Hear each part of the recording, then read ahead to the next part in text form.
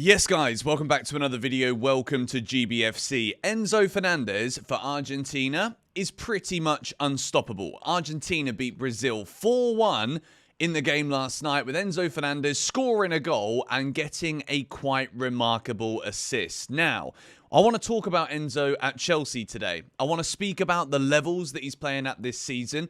I also want to compare him to a former Chelsea player that I actually want Enzo Fernandez to be like if we were talking about ideals. And I also want to see if it's even possible that we can get Enzo Fernandez consistently on a level at Chelsea that replicates the consistency of the level that we see of him at Argentina.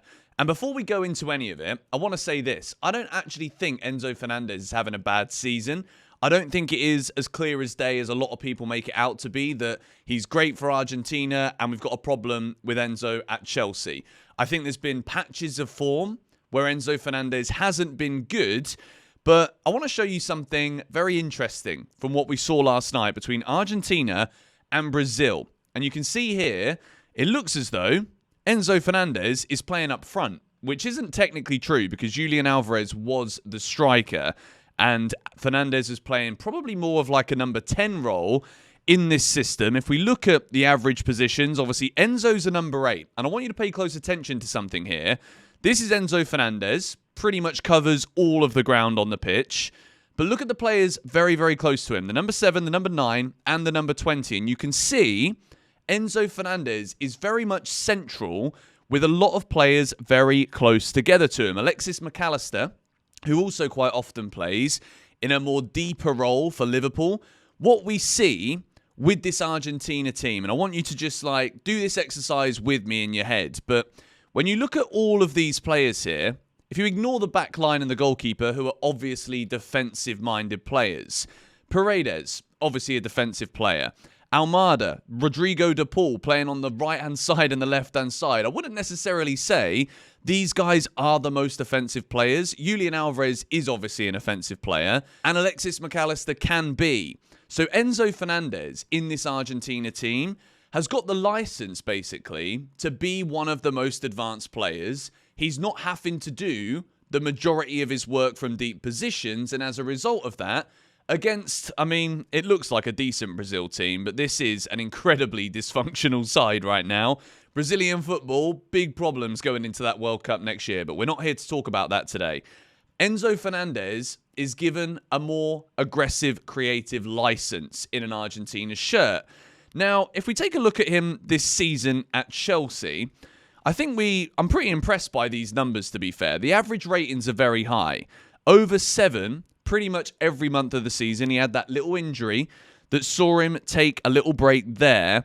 But as you can see, the majority of the times, Enzo Fernandez isn't always playing in that more aggressive position. If we take a look at him this season, this is the average heat map for Enzo this year, predominantly on that left-hand side. But you can see when it comes to ground covered, he's pretty much covering the whole pitch on average from both our box and the opposition's box as well. But when I think about what I want from Enzo Fernandez here, because I think Enzo Fernandez is a good footballer, but I think what we see for Argentina is the profiles that are there around him are absolutely tailored and suited to the way that he plays. Whereas at Chelsea, we're kind of mismatching a lot of profiles, and it isn't just Enzo Fernandez that is suffering as a result of this. And not to say that he's doing bad. I want to stress that once again. But I want to take you guys back here because Chelsea did have a quite sensational midfielder in Cesc Fabregas. And if we take a look at Fabregas' best season at Chelsea, which was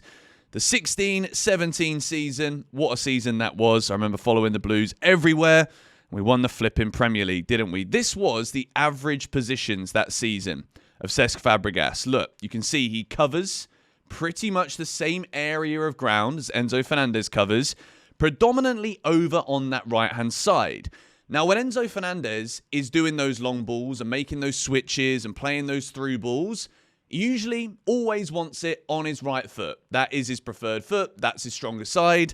And that is where we see him at his most effective. Over on this position here that we so quite often saw Cesc Fabregas adopting for Chelsea.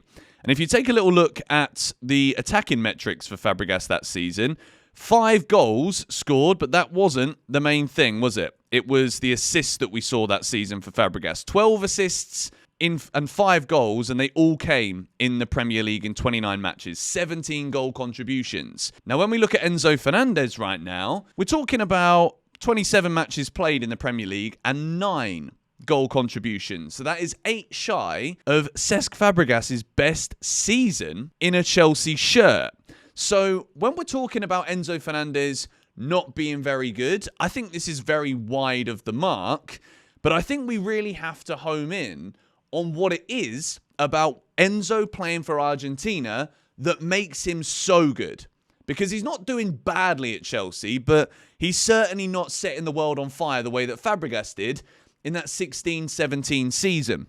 So if we take a look at Enzo Fernandez when he broke through for Argentina, this was the game, I believe, against Mexico. Yep, he came off the bench in this one on the 57th minute and then put in a 7.4 rating. Touched the ball 35 times, 81% accurate passes, 3 out of his 5 ground duels won.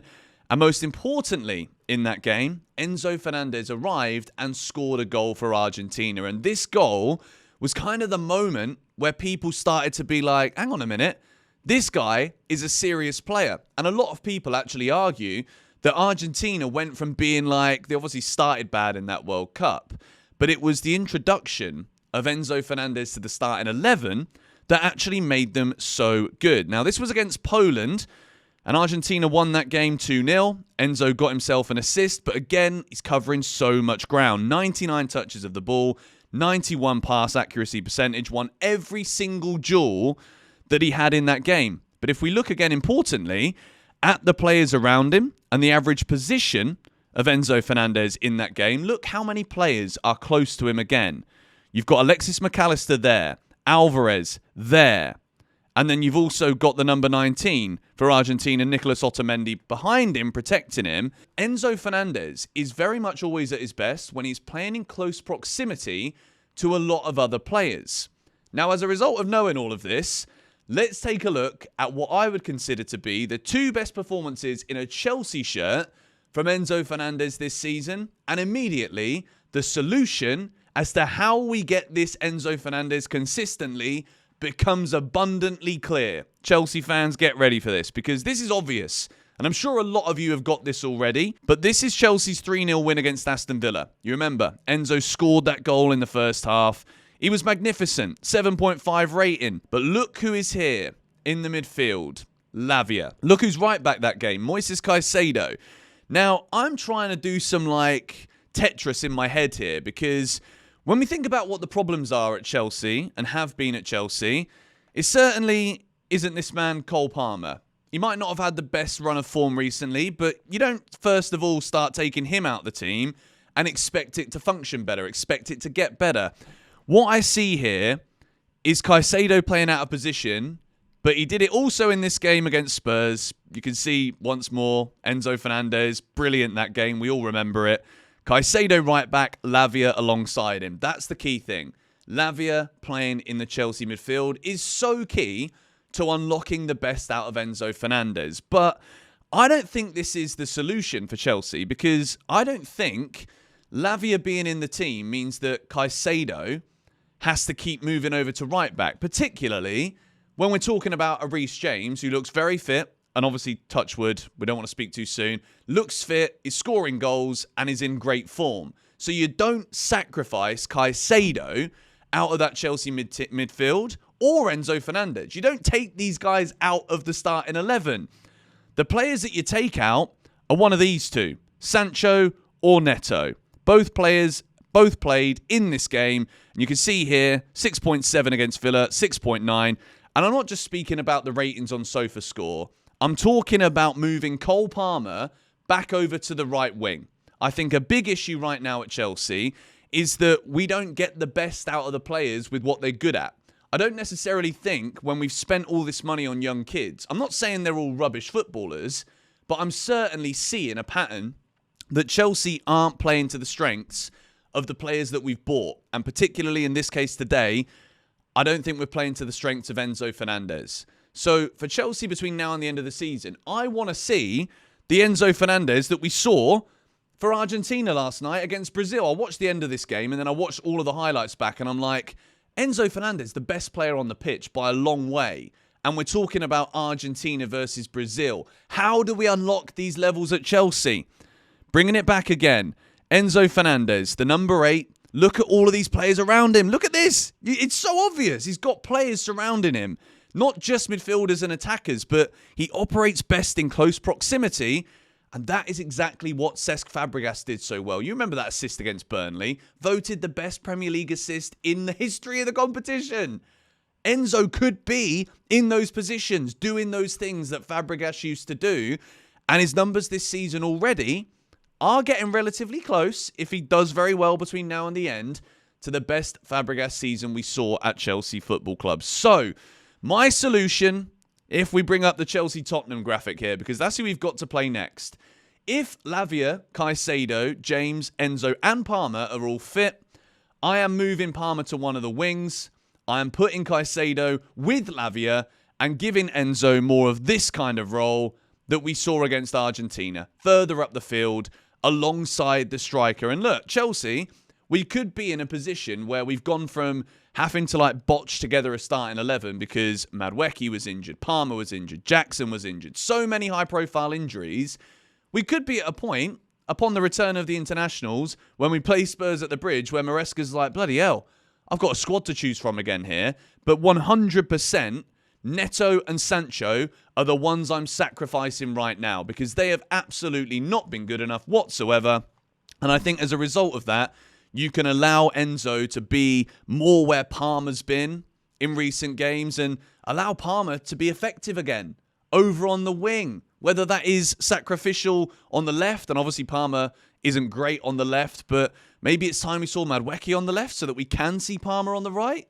I don't know. These are all just hypotheticals right now, but this is the first time I've actually looked at a Chelsea player. And Reece James yesterday also, I'm like, this is the Reece that we want. This is the Reece that's going to make Chelsea better again. But having seen this from Enzo Fernandez yesterday, and it's not just, he didn't play as a striker. He's playing as a number 10, predominantly on this little right half space here. The assist is absolutely unreal that Alexis McAllister gets on the end of. And I just think that, again, you look at this Argentina team, and we're not talking about loads of attacking players here. They scored 4 goals. Didn't even get an average of 7 on SofaScore, the whole team. Brazil were absolutely awful. Let's not beat around the bush. Brazil were atrocious. But the narrative and conversation about how good Enzo's been for Argentina just keeps on gathering momentum. And I'm not going to sit here and say he's been bad for Chelsea, but I certainly feel as though there's 2 or 3 more levels that he can reach that only benefits the outcomes of results for Chelsea Football Club. Let me know your thoughts on Enzo Fernandez in the comments down below. And yeah, it's good to be speaking about really solid performances for Chelsea players on international duty. Subscribe to the channel if you're new. More GBFC. We're uploading every day on that channel as well. The link is in the description. Come on, you Blues.